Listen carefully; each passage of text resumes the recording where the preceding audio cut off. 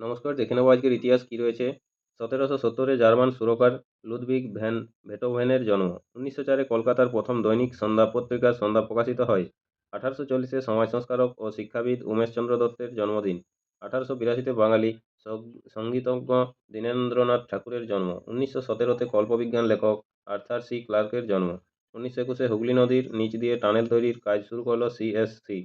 1925-এ কাজী নজরুল ইসলামের সম্পাদনায় সাপ্তাহিক পত্রিকা লাঙ্গল কলকাতা থেকে প্রকাশিত হয়। 1951-তে হায়দ্রাবাদে সালারজং জাদুঘরের আনুষ্ঠানিক উদ্বোধন হয়। 1959-এ কর্ণাটকের প্রাক্তন মুখ্যমন্ত্রী তথা জেডিএস নেতা কুমারস্বামীর জন্ম। 1971-এ বাংলাদেশে ভারতীয় বাহিনীর কাছে পাক সেনার আত্মসমর্পণ। জন্ম স্বাধীন বাংলাদেশ রাষ্ট্রের। 1975-এ বিশিষ্ট বাঙালি সঙ্গীতজ্ঞ অনাথনাথ বসু। 2012-তে দিল্লির গণধর্ষণের ঘটনায় উত্তাল দেশ। নমস্কার, আজকের ইতিহাস এই পর্যন্তই। পরের ইতিহাসটি পেতে চ্যানেলটিতে সাবস্ক্রাইব করে রাখুন। সবাই ভালো থাকুন, সুস্থ থাকুন। দেখা হচ্ছে পরের আপডেট ইতিহাসে। নমস্কার।